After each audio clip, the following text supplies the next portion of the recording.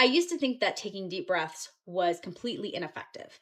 My toddler, or my, I guess now preschooler, would be having a huge moment, having really big feelings. And I would be getting irritated and agitated. And I knew that my first step to parenting them was to be present. And to do that, a lot of times it's suggested to take a deep breath. And I believed I was one of the people who it was totally ineffective for. It did not work. And the truth is that it wasn't working. My body was not receptive to it. It didn't want to take a deep breath. But like, what do you do then? What do you do when your body is unable to take that good deep breath to actually cleanse your brain? And if you're sitting here like, this is me, yes, hit that like button at the bottom, the thumbs up, because this was me. I felt so, I don't know, inadequate. I felt so, I don't know if inadequate's the right word, but I was so frustrated with myself for being unable to get myself present. But I knew that I didn't want it to be like this forever. When I started noticing it, I was like, what can I do? And I learned this trick from a teacher of mine, a mentor, and it has changed the game. So the first thing that you're going to want to do is you want to practice these things off the mat. So you're going to practice this when you're already in a calm state. You don't want to be trying these things and hoping that your body does the things when you're in an elevated, very stressed out state. So my first recommendation is, if you are in a calm state right now, you could try this right now. Take this into a moment when maybe you're in the shower and you get to fully release. Like, start inviting these practices in those moments. The second thing that you're going to do is, when you take a deep breath, you're going to visualize. So think about when you were in birth. If you have birthed this child, you remember contractions and you remember how they're like a wave and they come up and you know that they're going to hit a peak and then they're going to come back down. Our emotions are very much the same. So what does that look like? How do we do that?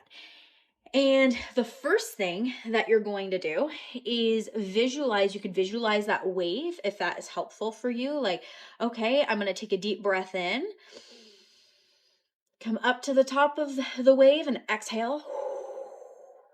And exhale it all out, right? That can be a really good visualization. But for me, this idea of, I wanted to come into a moment with presence.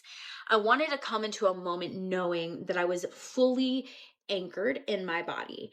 I was able to hold myself so then I could hold my child, which is holding space, which is something I'm going to do a whole video on.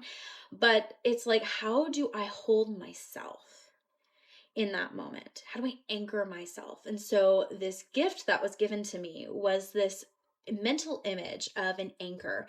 And so you imagine the anchor is starting here in your nose when you're breathing in, and then you're going to set it. And it's going to start going as deep into your body as it can go. And at first, it may only go to your chest. You may not be able to sink it any further. You want to sink it as far as your womb, as far as you can go. And so take as many deep breaths and exhales as you need to get that anchor deep in your body. Now, again, remember, you want to do this during times when you are not stressed, when you are feeling really calm. And then when you have those heightened moments, which I just had a heightened moment with my 2-year-old, and I utilized this tool to help calm myself down so that way I could then go ahead and regulate her. And that is the key. So again, when you're thinking of this anchor, you're thinking of it coming in your nose, and then you're going to set it. And then this time when you take a breath, you're going to inhale. And when you inhale, the anchor is just coming up. Okay, so you're going to inhale. The anchor is coming up, and now you're going to set it. And as far and as deep as you can go. And this tool has dramatically changed how I'm able to take deep breaths, especially in those moments when I'm feeling like, whoa, how do where am I? I'm kind of out of body. Another thing you can do, if you're really feeling it in your chest, is doing some of the kind of, they call it like kneading or clawing, that would not be right. And more like kneading. I think that's what they call it, is kneading.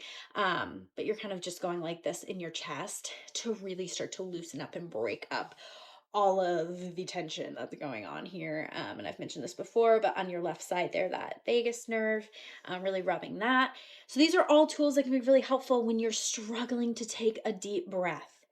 And when you practice these things off the mat, it is much less likely in that moment when you go to utilize this tool. One, it's going to be more effective, but two, you're less likely to yell. And that is our goal, I feel like, as parents, to raise our voice, to yell, to act in the ways that we know we do not want to act.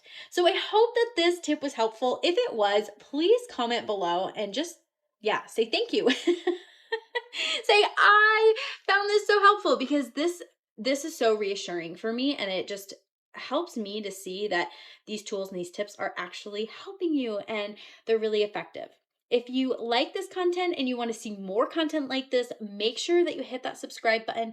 And you can also get on my email list, because that is where I am most up to date with all the things.